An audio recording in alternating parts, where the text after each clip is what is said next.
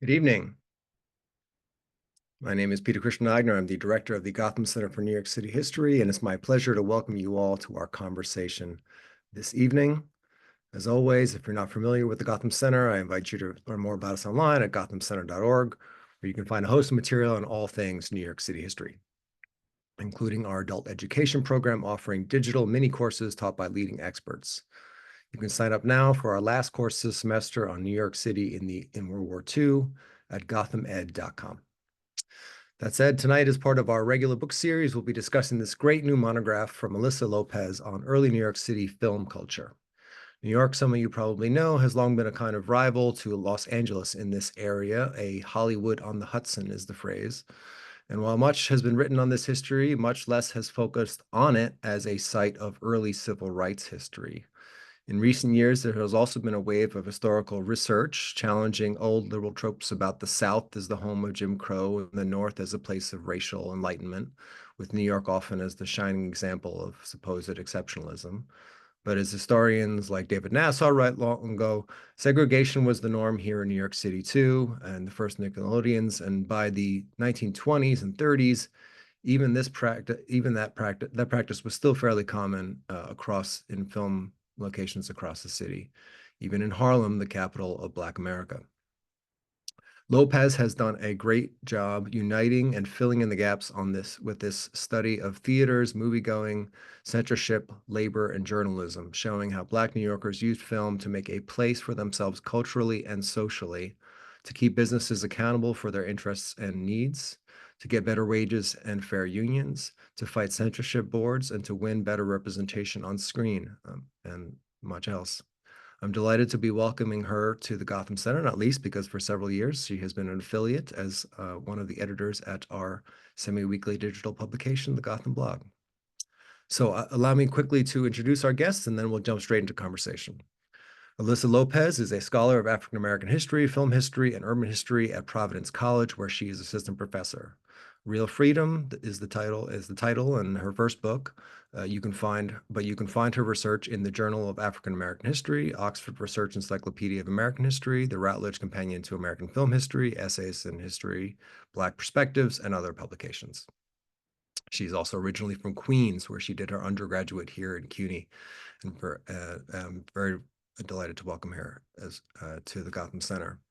Paula J. Massood, our moderator this evening, is also a fellow CUNYite, interim dean and professor at Brooklyn College's Graduate School of Cinema and School of Visual, Media, and Performing Arts. She is the author of numerous publications, including Black City Cinema, African American Experiences in Film, and Making a Promised Land, Harlem in 20th Century Photography and Film. She's also the editor of the Spike Lee Reader and was past president of the Society for Cinema and Media Studies. So I'm extremely pleased to welcome them both here. As always, we've disabled the chat and hand-raising functions in Zoom out of respect to our speakers. So anytime over the next hour of conversation, if you have a question, please use the Q&A icon at the bottom of your screen. And then at 7:30 or so, we'll start taking those questions. So with that, please join me in welcoming our guests with some silent applause.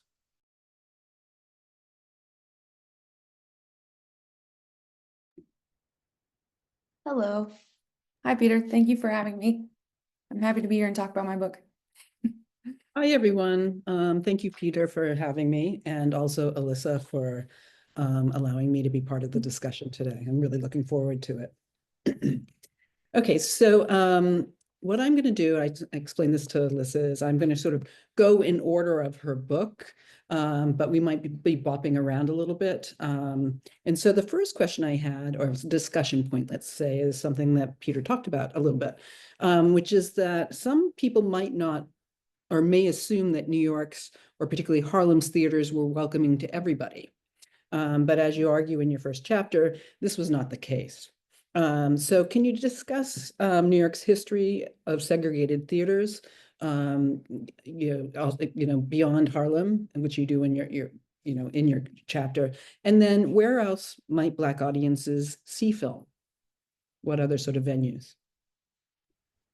So I think the easiest way to start here is that when I sat down to really try to figure out what Black film culture was and how to even start exploring the question of Black moviegoing in New York, like from the start, right? I was hitting this like wall of like, where are the sources? How can I trace this history? And it was incredibly difficult to do.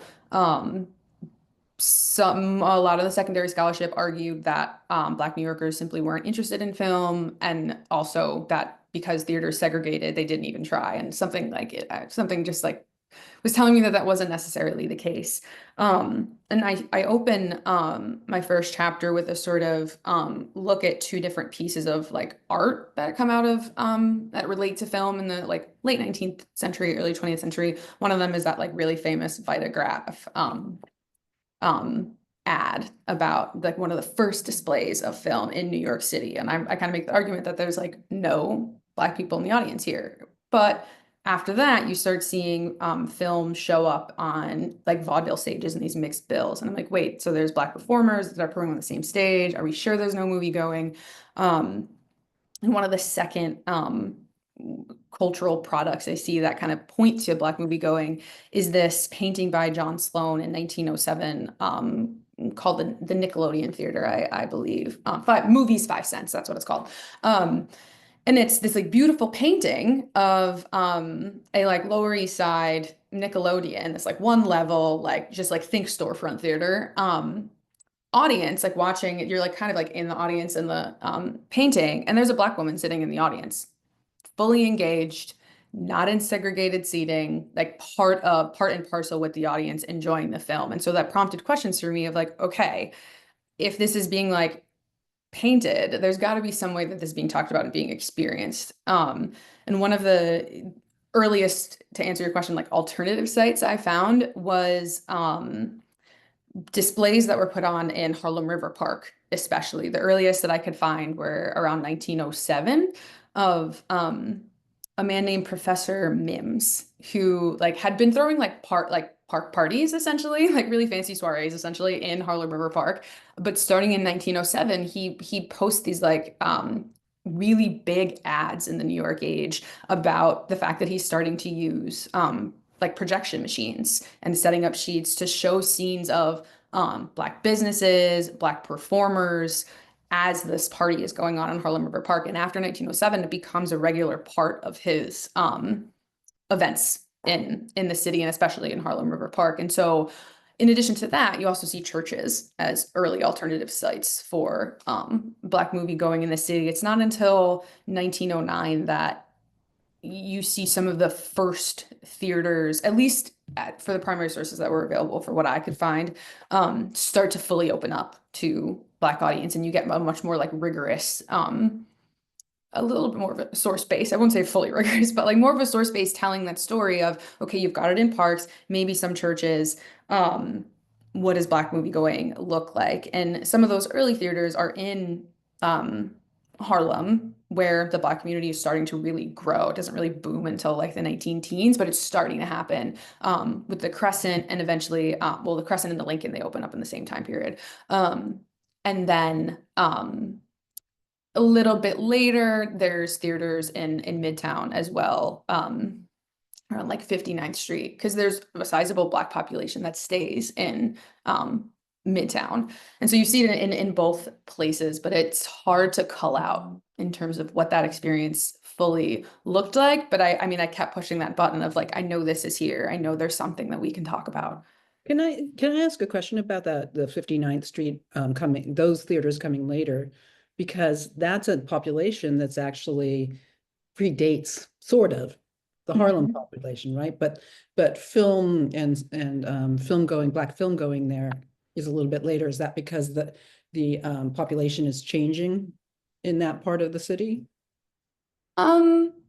Potentially. And I mean, I think that I'm reticent to make claims about like Black movie going started in Harlem, right? Like I think that in fact there was Black movie going in the city's Nickelodeons. It's just not actively documented until like starting until 1909, when the Black press has to contend with, okay, this theater in Harlem is officially open to Black audiences, right? Where this is like formal recognition of, no, we will cater to Black audiences. Whereas before it might been more of a, let's try and see if we can see a movie at this particular theater, not knowing what the metes and bounds of segregation are going to be at any particular like neighborhood like smaller theater, because that's just what the reality of segregation was in New York City. It was illegal, right? But it was still regularly practiced in theaters across the city. And in some of the sources I found, some people were willing to challenge that, and some people were like, yeah, I'm not going to go to that particular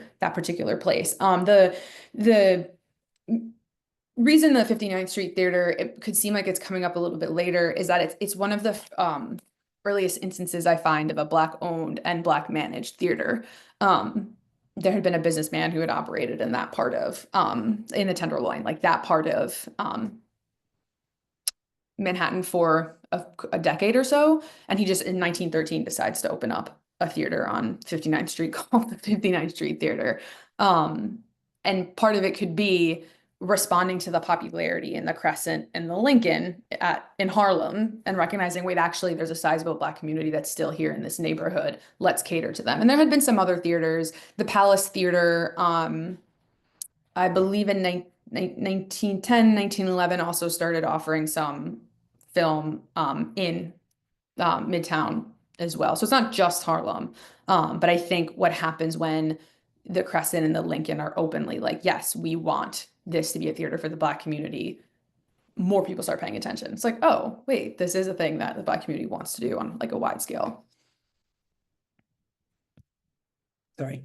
So with when they open up and they start, with Black patronage, are they still segregated in terms of balconies versus orchestra? So it depends on the theater. The Lincoln doesn't segregate. The Crescent initially, it doesn't segregate either, but the Lafayette does. And the Lafayette, like that becomes by the late 19 teens, 1920s, like a full-blown institution in Harlem in terms of how it's catering to the Black community, how it responds to criticism sometimes from the Black community. But when it first started, it was fully open to segregating its patrons until, for I think for the first year and a half of it existing in the neighborhood, and then they were about to go out of business and they had to change their policy. So it depends on the theater. No theater was going to survive for a long time in Harlem, segregating its patrons, especially like theaters around 135th Street, 138th, 145th, like that area. 125th Street is like a dividing line, especially like later in the 20s, 1930s, where the white community is kind of like butting up against the like expanding Black community in Harlem, and like the Lowe's Victoria, a number of theaters on that line, especially the Lowe's Victoria, and really like any Lowe's house in the city, was kind of refusing to abate segregation, did not want to give up that at all. And on a number of occasions, it becomes like a quite literally violent event until the Lowe's realizes that most of their business is coming from Black patrons and segregation doesn't make sense. Okay, I just want to go back to the churches for a second before going forward, because it's sort of related. One of the things that you talk about in that chapter is that, the assumption is always that churches were sort of anti-film because at this time, because with urban modernity and people coming from the south to the north and migration, not only African-American migration, but the increasing numbers of immigrants and so on. But one of the things that you mentioned that I think is really interesting is that some churches or some people saw moviegoing as I don't even know how to say this, it could be worse sort of thing, right? At least they're not going to a bar, right? Yeah, I mean, I think when I was first starting this research, one of the like assumptions, like based on having read some of the secondary sources, really the person who like changed my mind on or like altered my thinking on this, like the relationship between churches and really just like cheap amusements more generally, but especially film for my work, is Kara Kadu. Like her work tracing the relationship between Black fraternal organizations and churches in the South and how that transitions into the North, And you're seeing a continuance of that relationship in some ways between the earliest demonstrations of film and churches as these safe spaces, in safe community spaces, safe places that are grounded in like race pride and racial uplift for the earliest demonstrations of film in New York City as well. And that's not like it's like not that's not the end all be all for the some churches' relationship with film in the city. I'd argue that it's actually it's complicated. That there were some who were like, no. There was one church like as late as the 1920s, who would kick out their like a congregant found to have gone to a movie theater would have gotten kicked out of the congregation, right? So like there was like various levels of seriousness. Someone who's kind of in between was Adam Clayton Powell, senior, I suppose, who was like he wrote he gave like a speech essentially in 1910. There was this like meeting of a bunch of preachers and religious leaders from throughout the country, kind of like addressing like, okay, what do we do about cheap amusements, and especially what do we do about film? And he's like, listen, I've got my church in Midtown. It's surrounded by Nickelodeon theaters. Like you said, it could really be worse. We're not going to like convert people into like our faith by just like vilifying everything that they want to do for fun. If we see a film that we find problematic, we should go the censorship route. We should have a conversation about what we think is appropriate for film, but we should not like fully be against this like form of media. So there's this like nuanced approach to like how to deal with film, but one of the earliest like iterations of Black movie that I can find does happen in churches in the city. And it's interesting because also Black churches see the potential of film in terms of having film, filming events and so on and so forth. So that, it's interesting that, there's this really complicated, you're right, it's very complex, the relationship between the church and film. Okay, I'm going to move on.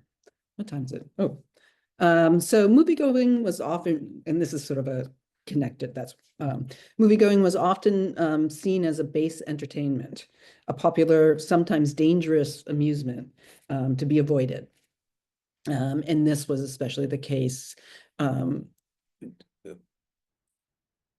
during this time, especially around immigrants and immigration and migration, right? But this was especially the case for Black women and girls who had to walk what you say in your book, a double bind between the inhumanities of Jim Crow's racialized violence while also expected to remain pure and respectable. And the city is seen as a place that makes it difficult to do that. So can you talk about your research on Black women and girls, their uses of and experiences in movie theaters? And perhaps talk about one of your case studies.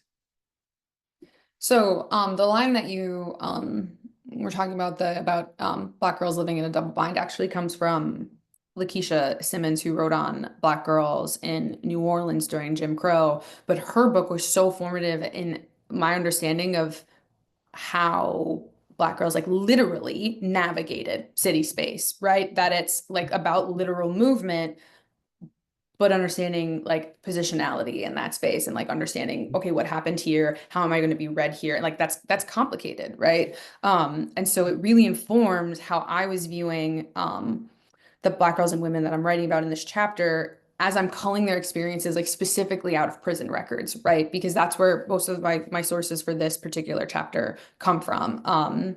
The Bedford Hills Reformatory in upstate New York, their records about girls who had lived in Harlem, and the Women's Prison Association, which is more of like a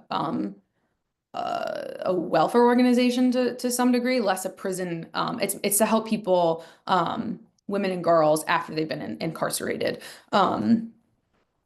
And so I'm using these like carceral state like documents to like try to call out their experiences, which already tells me something about the way that their bodies are being viewed in terms of like moving through Harlem's amusement landscape, and especially film. And I think for the girls and women that I talk about, movie going was one way in which they could literally claim their their lives in the city, right? That to be, and this is an argument that I make in the whole book, but you can see it so much more, I think, clearly with this particular chapter, that like to live a life in an urban city means to take advantage of what it means to like be an urbanite, and like amusement options are part of that. But you have people who are viewing, especially Black girls and women, especially Southern migrants, and especially people who are part of the working class, as particularly degenerate for wanting to engage in cheap amusements, right? For wanting to go to the movies. Vice investigators, right? Committee of 14 people that are not associated with the state in many ways, police officers, but also like family members who are saying like, no, this is not an appropriate use of your time.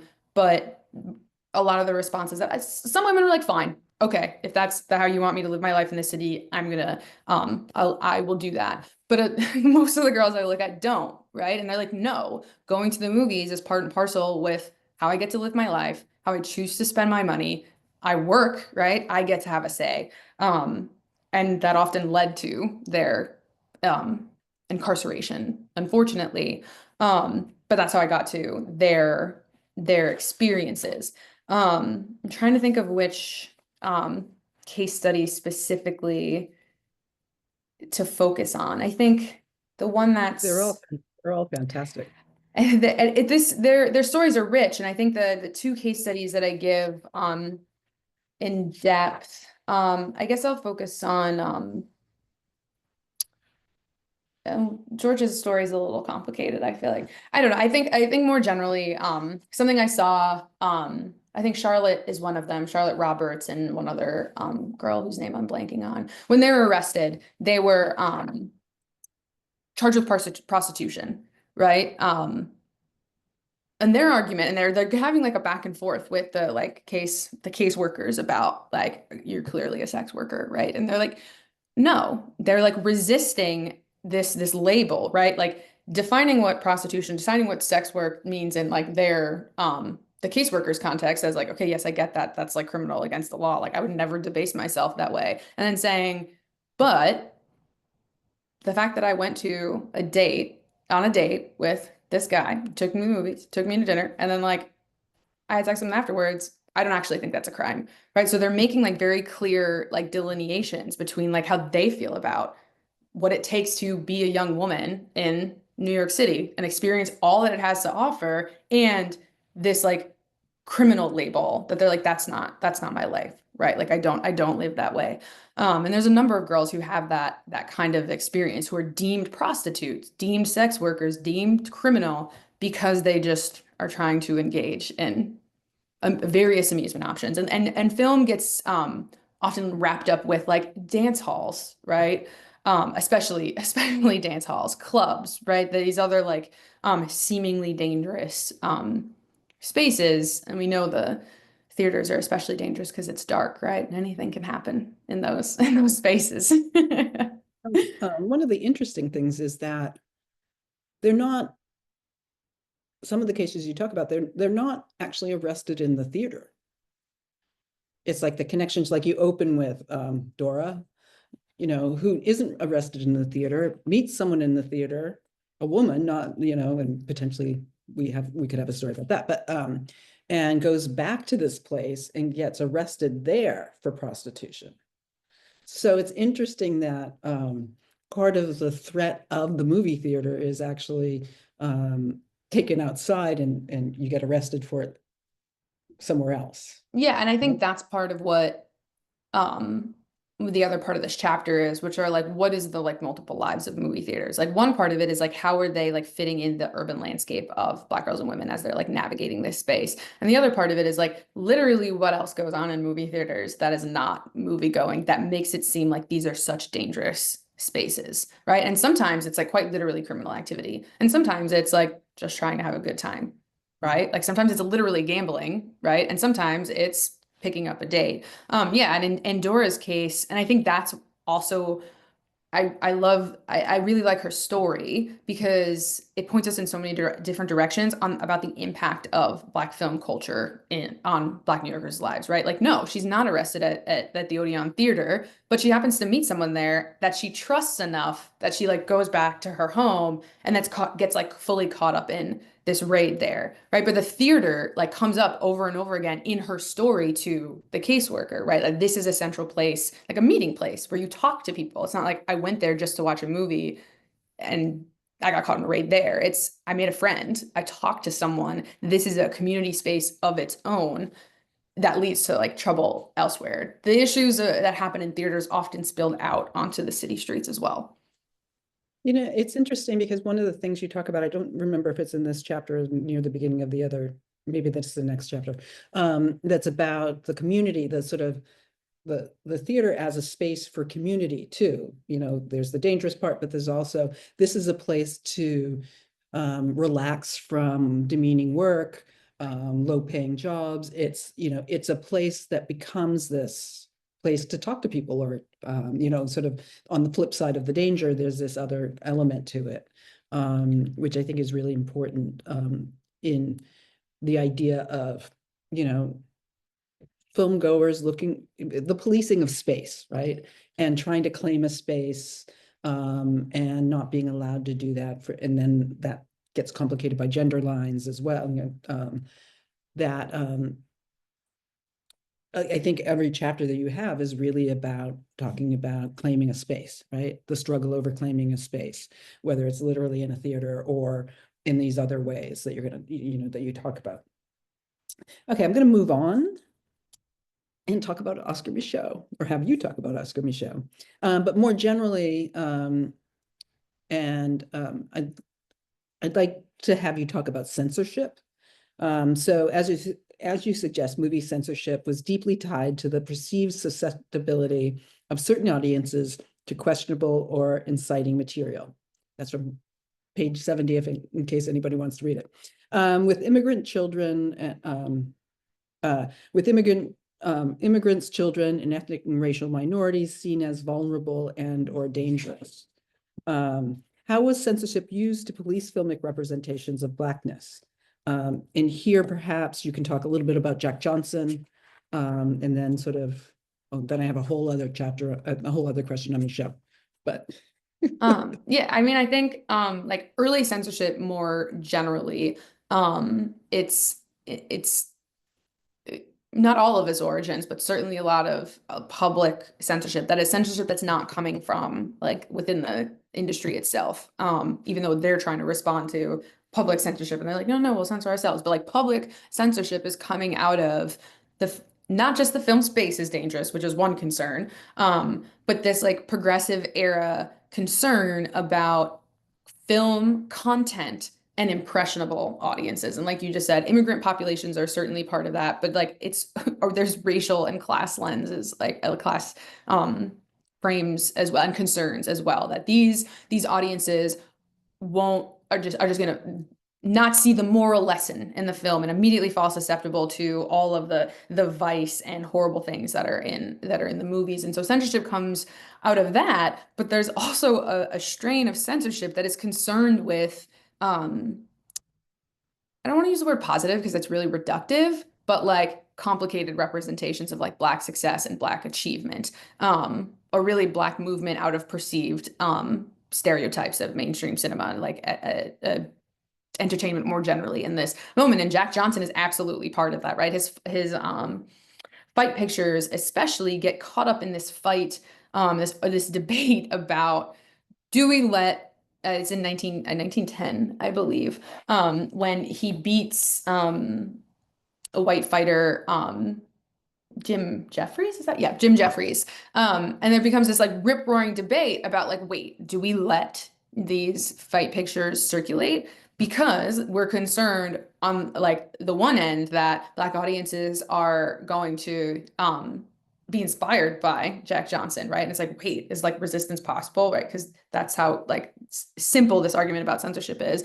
And the other part of it is we're literally scared of riots, right? That's how reactionary censorship is in this moment. And New York actually does not censor. A number of cities censor Johnson's pictures in 1910, and then he gets wrapped up in some other like legal challenges to his ability just to live in the United States.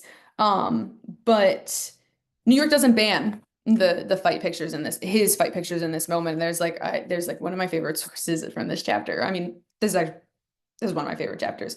But one of the really good sources that I came across was like a source that was like, yep, this showed in a theater in Coney Island and one other place in New York, and like literally nothing happened. Like the audiences left and they had a good time and it was fine, right? So like this like knowing response to there's all of this commotion made about these films and like the terrible influence that they're going to have and this like deep impact on race relations, and that's not what happens, but it certainly continues to inform censorship going forward and censorship in New York, because New York doesn't have a formal censorship board until 1922. So when there's this fight over Jack Johnson, it's the mayor who has to make the decision. The police force and the mayor are essentially the ones who are enforcing censorship decisions until you get like the state-sponsored board in 1922. Sorry. I think part of it is also that, that virility of Jack Johnson, right, was threatening.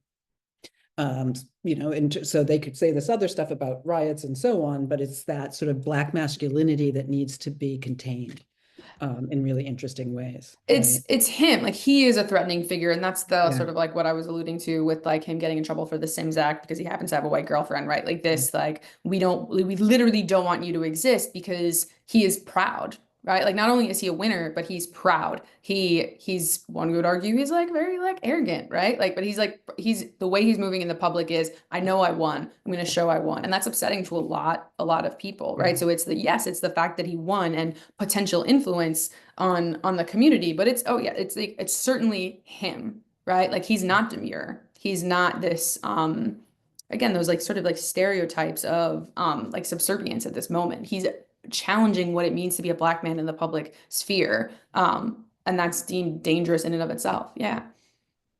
Okay, I'm going to switch to another.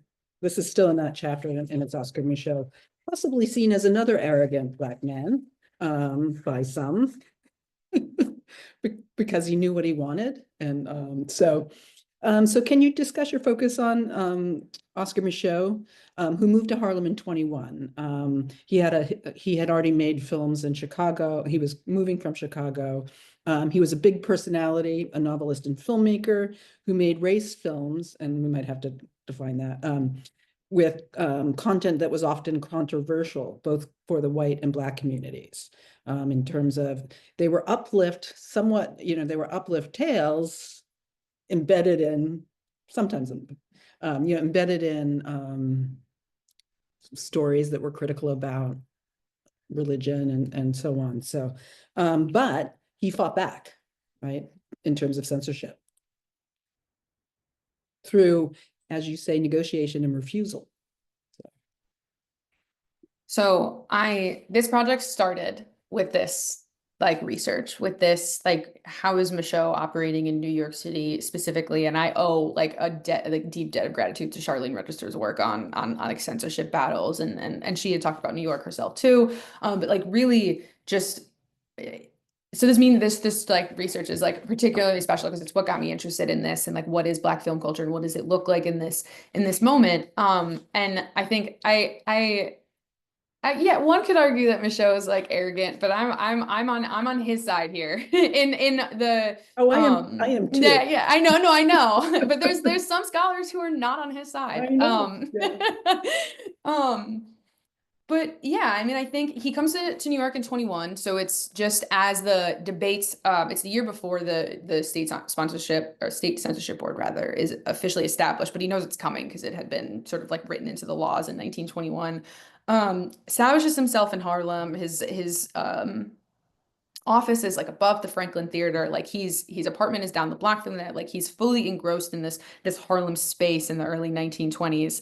And just is required by law to by New York state law to submit his films that he wants to show in the state and the city especially to the state censorship board. And they're operating under very similar standards to what we see with Jack Johnson's films, right? Of like, we're really nervous about what films can do. And I think there's like a few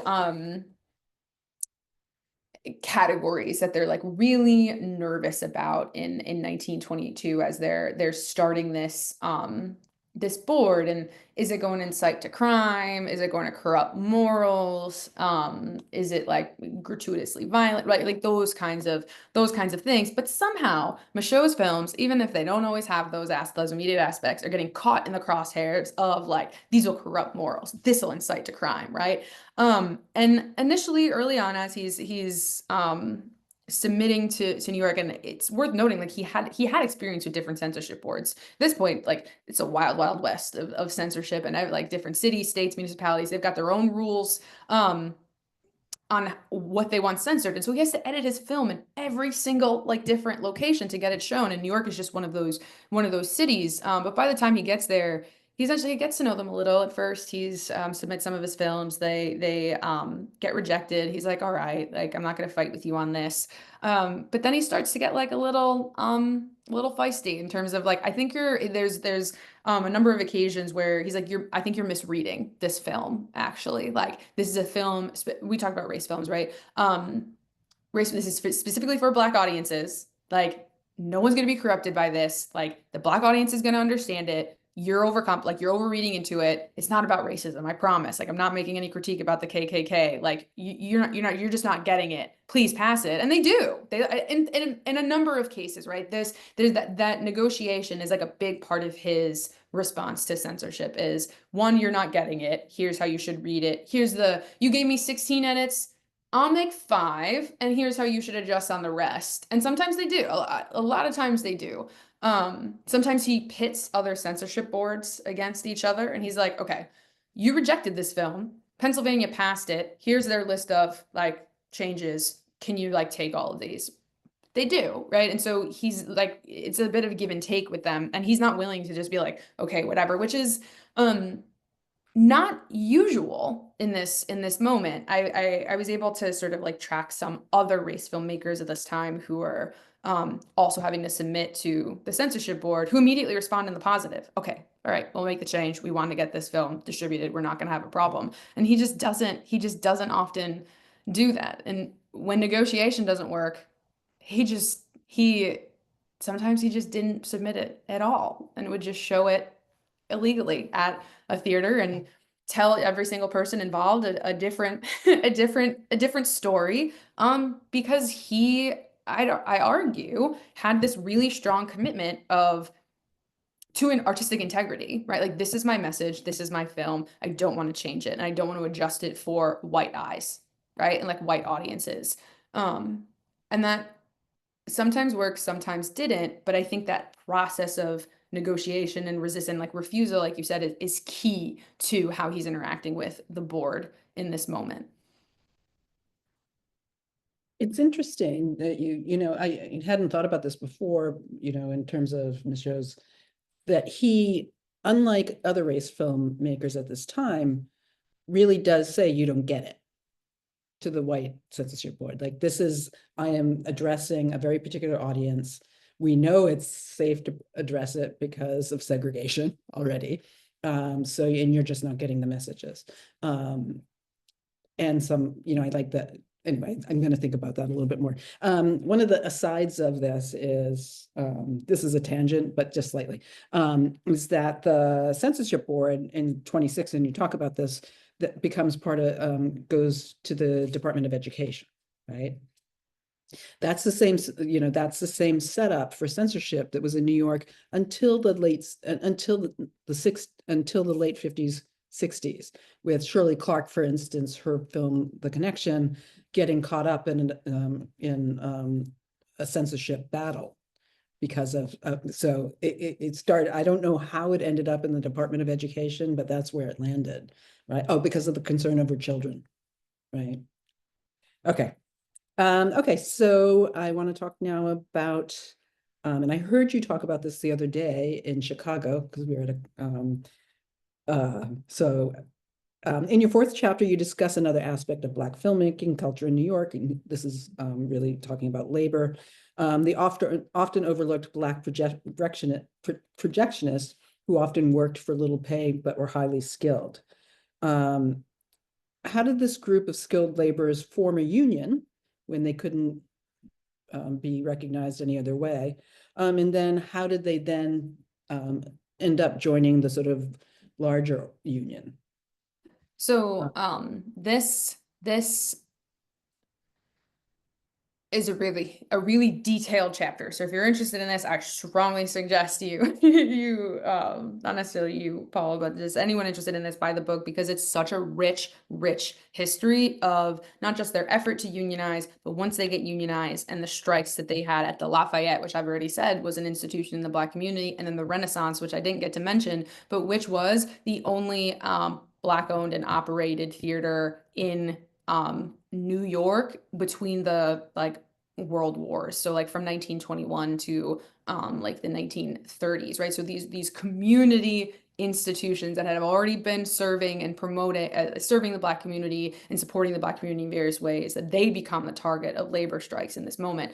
But basically, before sometime around 1923, between 1923 and 1925, a group of Black motion picture operators in Harlem, and especially but in New York more largely, approach Local 306, which is the local projectionist motion picture operator union. And they say, hey, we want to be a part of the union. And Local 306 is like, no.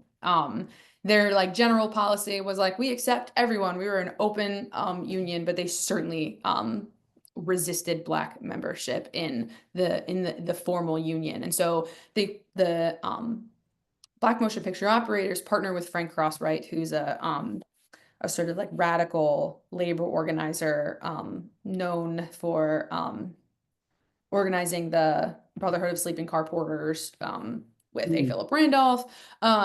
And they partnered with him to create their own organization. And so they formed the United Association of Colored Motion Picture Operators. And they start putting advertisements in the local Black weeklies in the city to tell readers and tell Harlem's moviegoers, hey, these 3 or 4, depending on the ad and the time frame, are the theaters who hire Black projectionists. You should know. And we just think that maybe you care about where Black employment is actually available in this space that's making all of its money off of Black patrons in this area, right? And so they've got their own organization for a little bit. They're trying to negotiate with Local 306 with Crosswright, and they finally get into Local 306 on some very complicated and certainly discriminatory bases. They're not allowed to go to the official Local 306 meetings. They have to have a white intermediary, but they still have to pay all the union fees and dues. But they want to join. They're part of this union, and as soon as they become members of Local 306, they strike at the Lafayette, which was one of the only theaters that had been hiring Black projectionists before they joined the union. Right. And so the white ownership and management there is immediately reactionary and angry. What do you mean? We hired you before.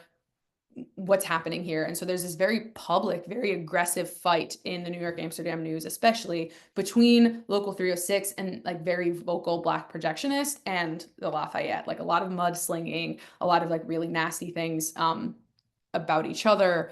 But I think one of the most important things is the projectionists never back down on what you said earlier about their skilled labor, right? They're we have to be trained for this. We have to go through an apprenticeship for this. We have to take and pass an exam, and then we get to do this job, right? And if we do it well, everyone makes money. And I think there's this regular argument by the Black projectionists that we are the final link in the chain from the second the camera starts rolling and everyone's involved there to the second someone's sitting in the theater seat. And if you don't pay us well, if you don't give us union hours, this is going to be terrible for everyone. And they never really back down off of that through their entire fight at the Lafayette, despite the sort of white ownership and management trying to challenge that. And then again at the Renaissance, by the time they're striking in 1930, and the technological shifts require different union standards, because now you have a sound and different hours, different rotations, and who's doing what in the projection booth, but they're sort of similar fights. And I think one other part of the battle that's worth mentioning is yes, skilled labor, we deserve to be paid the right wages, right? And we want union membership, but also that this fight was always grounded in the local, that you Lafayette, you Renaissance, even though it's a Black-owned business, but you, movie theater in Harlem that is making money off of the Black community, should be hiring within the Black community, right? Like bare minimum. And so you've got this like labor argument, community argument, and this cultural argument that are really coming to a head in these specific battles and the way the projectionists are talking about themselves in public. Fantastic. I was just trying to think, I can't remember when they stopped using nitrate, because I was also going to say that this could be a highly dangerous. Yeah, so like mid-century, I think, is this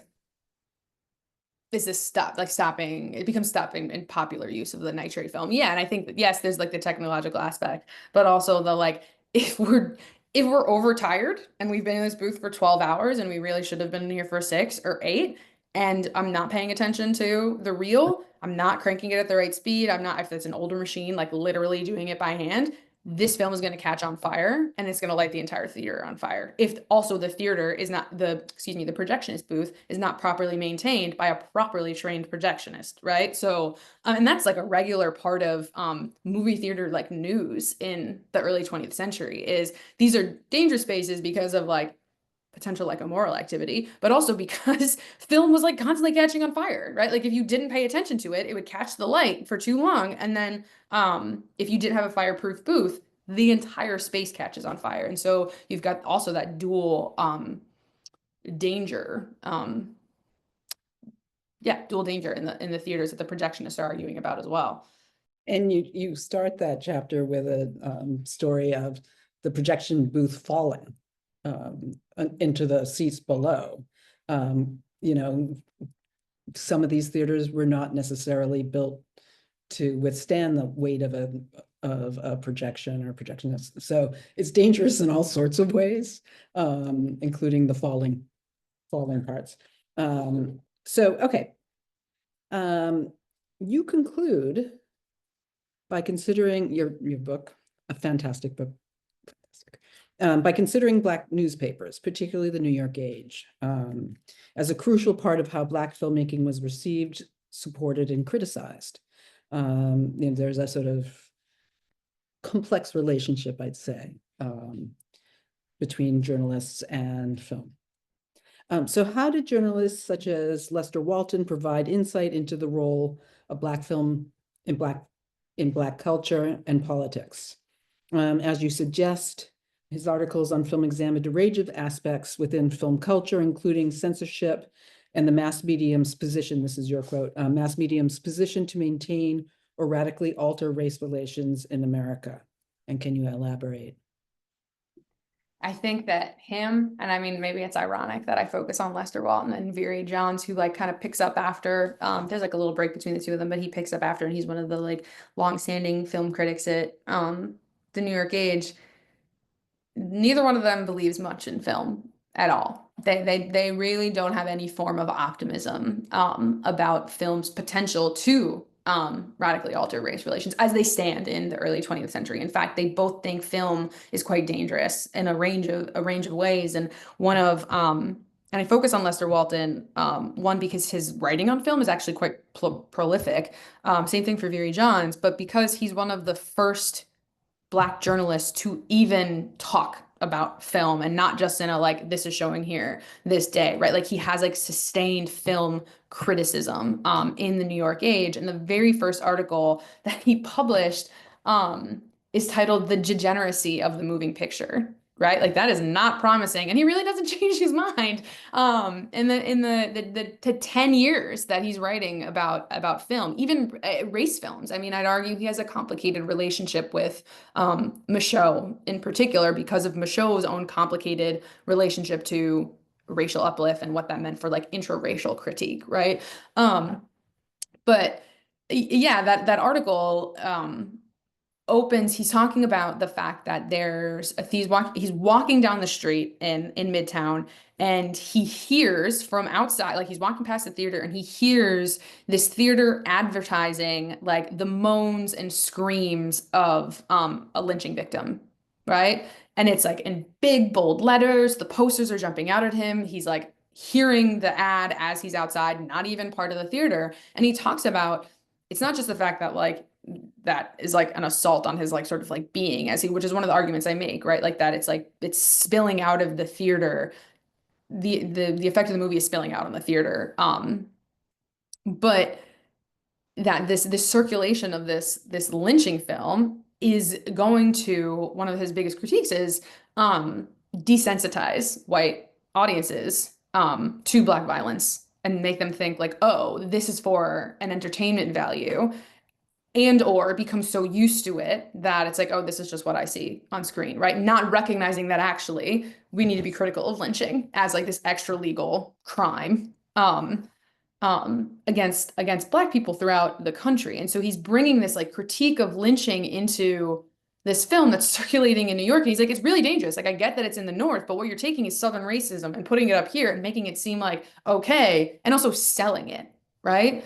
And so that's how he starts his film criticism, and it kind of continues in that vein in terms of him really connecting, and this is something I argue about him and both Theory Johns, connecting the like literally like what you see in the theater and like what that theater advertising like does to Black life in the city, where he's like very seriously warning that unless something changes and if this becomes the norm, like we're in trouble. And this is an incredibly like bad sort of trajectory that film is on. And I think him and, like I said, Theory Johns never really get over that. I think they think film has no potential, even as they're sort of praising Black filmmaking efforts, still are critical of this medium in particular.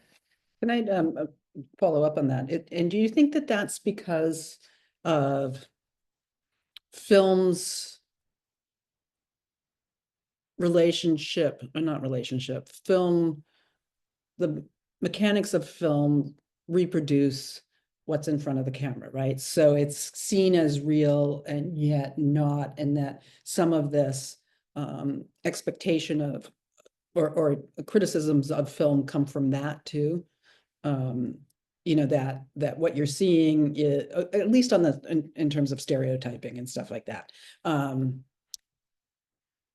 But it's interesting to talk about the violence, right? Because here again, we circle back to film as dangerous, but for other reasons here, right? I mean, I think, yes, there's always that argument, especially because, like, again, this is 1909. Like, this is still early, like relatively early in like as film history goes. And certainly in terms of like film exhibition in the city and like who's getting to see it and what that audience looks like, which is another like claim to who's impressionable, right? But I think, yeah, there is that like that concern that the unsuspecting audience isn't going to be critical enough to recognize that this isn't all Black people, or that this like we should view it not as a crime but as entertainment, right? Yeah, I think he had a very like one-to-one relationship to what Black representation looked like in mainstream cinema and what race relations were like in the United States. Do you know what film he would have heard in 1909? For that, the sounds that he was hearing from that. Yeah. So it was the lynching. It was a real lynching. But it wasn't, the other thing is it wasn't a film. It was images that were linked together, like projected together. And the lynching actually took place in 1897, I believe, in Paris, Texas. Like it really was like an actual lynch. Like it was actual lynching images from a lynching in Paris, Texas, from the late 19th century, I believe, if I'm remembering the date correctly. And it was not like visually recorded, like with like a camera, but it was recorded like with, the audio was recorded. And so there were like real audio sounds from that event paired with the picture. So it wasn't like a film per se, but it certainly was being presented that way. So he was hearing the audio from the lynching. Interesting. Those are my questions. And I think we're just about ready to open it up. Yes.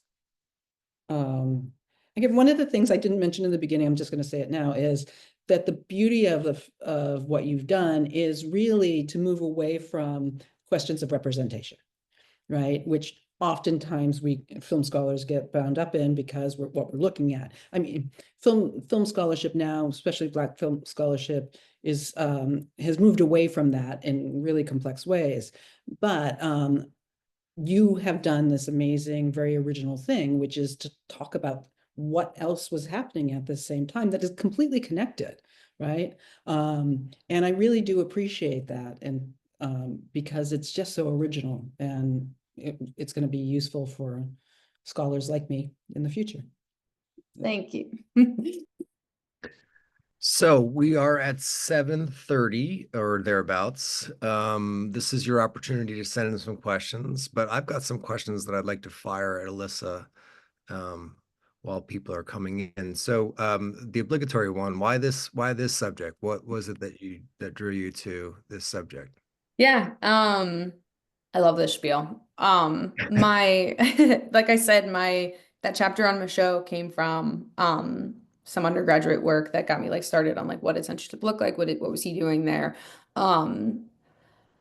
I was sitting in like a film history class at Queens College, and my professor, we were actually talking about the birth of a nation. And my professor we were talking about the Just to Black remind the responses. audience, you want to say a second, just briefly, what Birth of a Nation is? Yeah, so it's this film by D.W. Griffith that came out in 1915 that has this reinterpretation of the Civil War and Reconstruction in the United States that's based on an entirely racist assumption of It's what the rise of happened. the lost cause. Yes. Yes, that the only way the South could be saved was through the KKK to be saved from ex-slaves who were out of line and northern carpetbaggers, right? So that, but it's a really the thing, but what matters and why it's always talked about constantly forever and ever. And I have a section in here in my censorship chapter on how the birth of a nation was talked about in New York City and like what that meant about representation.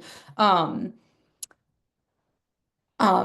were talking about the birth of a nation and Black responses to the film, especially, and that we were talking about protests and the NAACP, but then especially Oscar Michaud's positionality to that. And I think there's been some debate now about whether like Within Our Gates really was like a true response to Within Our Gates and or to Birth of a Nation, whatever.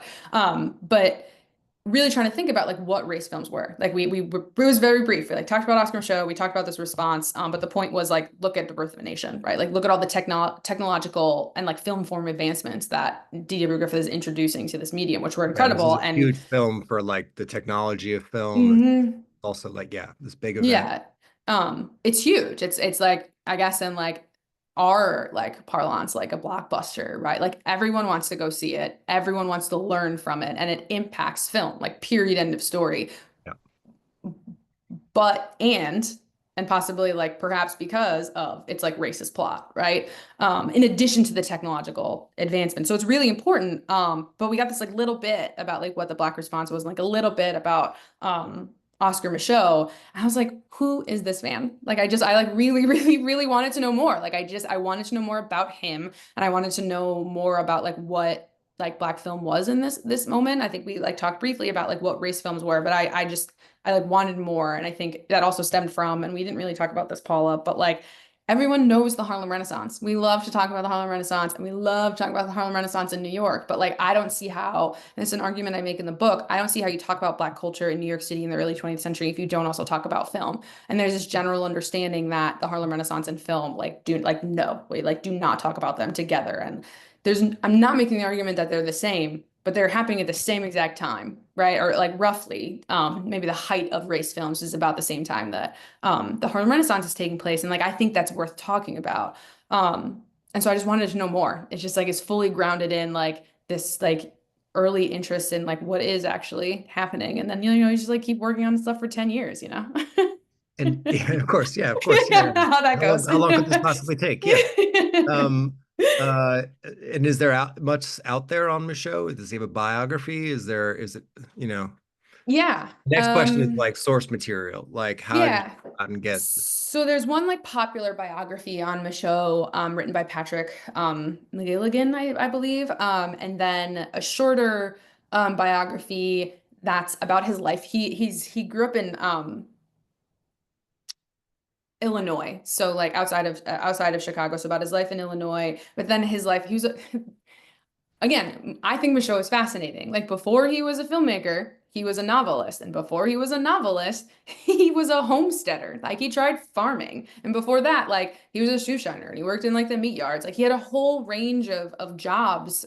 He had that very like pull yourself up by your bootstraps, like make money make money any way you can. He was an entrepreneur, right? He was really talented at making money, or trying to make money, and moving small amounts of money around. He was plowing the path for millions of future aspiring filmmakers. Oh yeah, and I mean I teach a Have black to film gig their class way at to success. Yeah. yeah at PC, and like one of the things that I like go over and over, we actually just talked about Spike Lee last week, and talking about how for I think it was for She's Gotta Have It, like funding, like he was talking about like literally like gathering up like bottles in class, like getting like returns so that he could fund the film. And I was like, that doesn't come from nowhere. Do you remember when we talked about Massoud and he was like literally knocking like door to door on his white neighbors in North Dakota being like, hey, will you fund my movie and my books? And they were like, yeah, sure. Right. Like that, like there's this genealogy of black film, and it doesn't start with Michaud either. Like he's not the first, but he's a really big influence. Yeah. So I mean, you talked a little bit about sources, like going Mhm. into like Carswell records and things like that. Mhm. But was it difficult, or what was it like trying to put Yeah. together the story? I mean, I'd argue it's this like patchwork quilt of sources that I look at to make this book that I made used to make this book happen.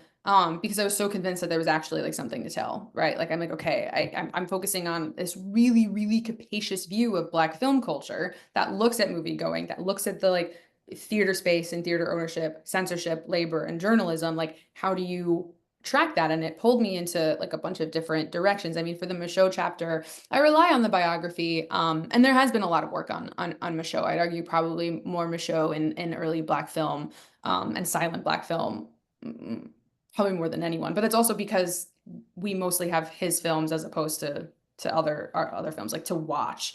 But there's a different argument to be made that a lot of the films actually that I'm writing about from the censorship records, I couldn't actually watch them. Right? I actually don't talk about films very much in the book at all. Like I don't do film text Yeah. analysis, and I think that's part of one of my arguments that like the film text is one thing and that's awesome, but there's actually so much more that's happening around film and film culture that we need to talk about. And censorship is part of that. And you can try to reconstruct what the film talked about and looked like to some extent with the censorship records, and that's part of that there. And again, the prison records. But all of this is just like also who I'm influenced by. I mentioned Carrickadoo, Jacqueline Stewart, or someone else who's done like really important work in Black film history on like how do you pull in literature. So even though the Harlem Renaissance sort of like architects really didn't want to interact with Michaud at all, Harlem Renaissance authors are writing about film, like going to the movies and like what the theater experience is like. And so I was able to pull on some Harlem Renaissance literature as well. Paula, your work is also influential, and I think for the Carswell records and Black girls' experience, Black women's historians have been like Black women historians have been so helpful, and like Black feminist scholars. C.D. Hartman really influenced the chapter on Black girls in movie going, especially. So, as Paul said before, it is, as you put it, like a far more material history, and so it makes this intervention within film studies. How do you kind of see the intervention within African American history, or sort of American Mhm. historiography more generally? Yeah, I mean, I think this is a very New York history, right? And like one of my arguments is I don't know how we've gone so long talking about New York City film history and like not having this aspect of this story being told. And so I think there's like some level of it being like recuperative, right? And like, look, this like really did happen and it really did exist and it's worth like talking about. So that's one level of it. And I think it's just complicating what the like cultural landscape of the city, and I guess more like largely in the United States, look like. Did it change over time as you went from dissertation to book? Yeah, yeah, as it does. A lot of fine I mean, of course it tuning, did, sort but of. but Yeah, tell yeah, us how. yeah. Um, I don't know. I think it was a lot of like fine tuning of of my arguments and organization. I think my first chapter is what changed the most, and how I was talking about. I think the first chapter is always the hardest. I stand by that. It's supposed to For like sure. set the stage for everything. And I don't know, it was very difficult to do. It's actually really long. My first chapter is like 50 pages. It's so long. Because I'm like, you need all this information. But Mine it's was, argue, don't yeah, worry. yeah. Um, but I think that first chapter, especially because I decided to take a really deep dive into like a handful of theaters and like understand what they were doing in the community, like their sort of like origins, like, okay, what's their timeline? Like, how are they, when's it being, not necessarily being built, but when's it open to Black audiences? What does that mean to be open to Black audiences? How did that change over time, right? In terms of like receptiveness, are they showing race films? Are they not? That was a deep dive and trying to like figure that out and adjust. And so big takeaways. Uh, what do you think we should be walking away from? Does this, I mean, this is sort of, it's a kaleidoscopic kind of view on this, but like, do these actions and experiences, like, I mean, you reference in among your influences in the book, Shannon King, and of course Shannon King Mm-hmm. had a great book years ago about sort of all this political activism that sort of somehow got masked by all the literature on the Renaissance. Um, is this is this part of the story of teeing up that sort of phase, or how do we sort of situate this within that sort of larger narrative? So I think Shannon King's actually one of the only other people who I've seen that's written on the operator strike.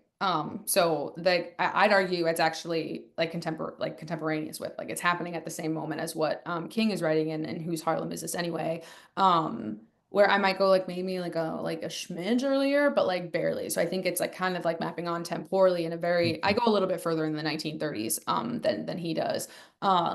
But really mapping on in a sort of like getting at the richness of what Black life looked like in this moment. Because I think he speaks to the, yeah, like what you just said, and what I try to speak to of like we get it, like the Harlem Renaissance like happened, like started arguably, maybe I don't, depends on who you ask about where it started, but like the Harlem Right. Renaissance happened in New York, right? It was like in many ways grounded in New York, even if it did happen elsewhere internationally, throughout the country. And that's a rich historiography that's like still ongoing and still needs like its own work. But I think it's what else is happening and what does it add to Black life. And I think one of the things that I try to argue is that it's not all just protest. It's part of it. It's like certainly part of it, right? Because like also Black New Yorkers are living in a city that's like very hostile to their like existence and movement throughout the city in various spaces. So like protest is part of it, but it's also like literally, what does it mean to live in a city and have access to all the things that I want, like housing, transportation, sure, but like amusement is part of that. Like is I think I get that from Victoria Walcott, who argues about like entertainment and amusement and access to these spaces in terms of the civil rights movement, so like 50s and 60s. But I argue it's like part of urban living before that as well. Like it literally, how do you live your life to the fullest in a place like Manhattan, which is like the entertainment like center of um the country in this moment, Yeah. even if we're slowly moving away from like toward Hollywood in this moment. And I argue it's like it's going to the movies, like, and that's seemingly simple, but it's big. No, I mean the conversation tonight was at a pretty high level, but the case studies that were referenced, are often really moving, and uh it's I want to Paula said this before the call started, but you do a very good job of of relaying these stories and writing in a very accessible way and dealing tactfully with these really sort of complicated scenarios. The story really is about, as you say, like placemaking. Um, Hmm. and I encourage everyone to go out and buy it, which reminds me, before I forget, that our friends at Temple University Press, who have published the book, are giving a discount to Gotham Center people. So you should use the promotion code Gotham at Temple University's website when you're ordering this book. That will be that offer is live for the next 6 weeks. The book just came out. I'm very, very happy that we could be hosting you finally, Alyssa, for the book. We've been looking forward to this night. Paula, I want to thank you for your excellent questions. I'm very honored to have you and hope we see you again sometime. Pleasure. Yeah. Congratulations, Alyssa. It's Thank you. no small feat, and you did an excellent job. Thank you. I appreciate it. Thank you, Paula. Yeah. So to all of you, thanks for tuning in. We'll have another Gotham Center event in a couple of weeks, and we'll see you back then. Good night.